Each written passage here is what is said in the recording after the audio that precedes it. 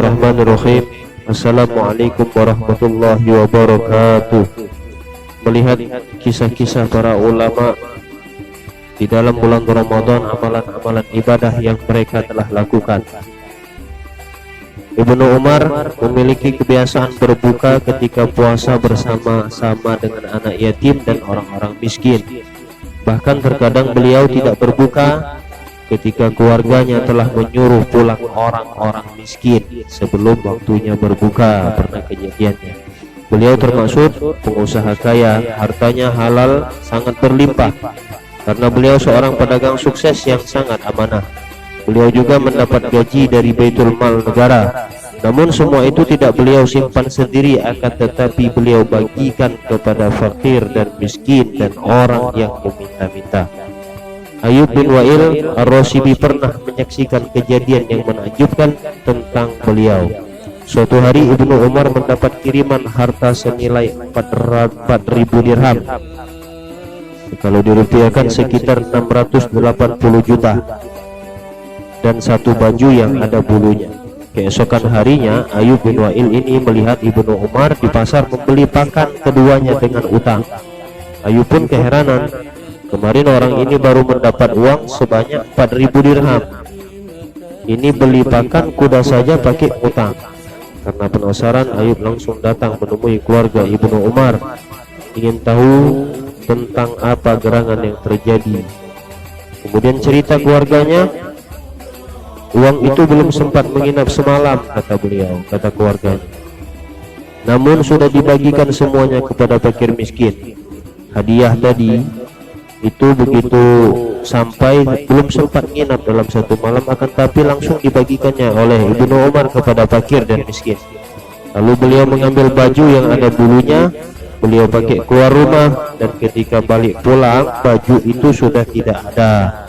Ketika kami tanyakan, beliau sudah berikan baju itu kepada fakir dan miskin. Masya Allah, sungguh dermawannya beliau, seorang ulama di bulan Ramadan. Ibnu Umar mendapat uang hadiah sebanyak 4.000 dirham atau 680 juta, tidak sempat nginap di rumah, langsung habis dibagikannya kepada fuqara wal masakin. Qatadah As-Sadusi, beliau seorang tabi'in, murid Anas bin Malik. Beliau dilahirkan tahun 60 Hijriah dan mata beliau buta. Beliau selalu mengkhatamkan Al-Quran sepekan sekali. Namun ketika bulan Ramadan beliau mengkhatamkan 3 kali dalam sehari. 3 hari dalam 3 hari itu sekali mengkhatamkan Al-Quran. Dan pada saat 10 hari terakhir bulan Ramadan beliau mengkhatamkan Al-Quran sehari sekali. Beliau meninggal di daerah Wasij tahun 117 Hijriah di usia 56 tahun.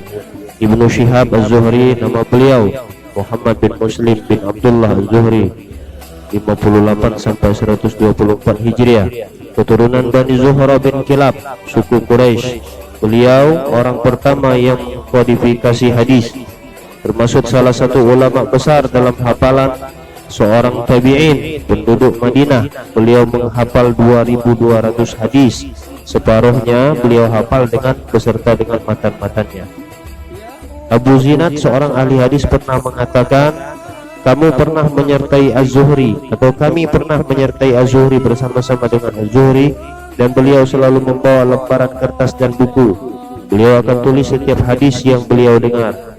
Beliau tinggal di Syam dan Khalifah Umar bin Abdul Aziz pernah berpesan kepada gubernur Syam, kalian harus memperhatikan Ibnu Syihab karena kalian tidak akan menjumpai seorang pun yang lebih tahu tentang sunnah para sahabat melebihi beliau.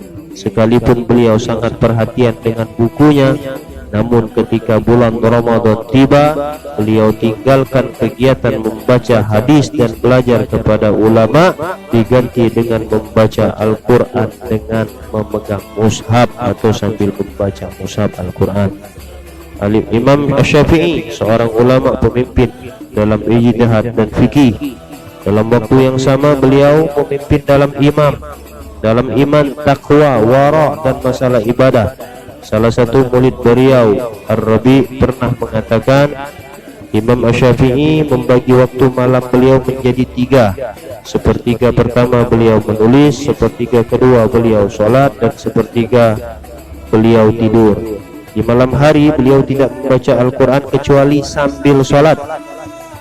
Salah satu murid beliau Al-Muzanni pernah menceritakan, saya tidak pernah melihat Asy-Syafi'i membaca Al-Quran di malam hari selain dalam keadaan sholat. Beliau Al-Imam Syafi'i selama bulan Ramadan itu mengkhatamkan Al-Quran sebanyak 60 kali, siang sekali dan malam sekali.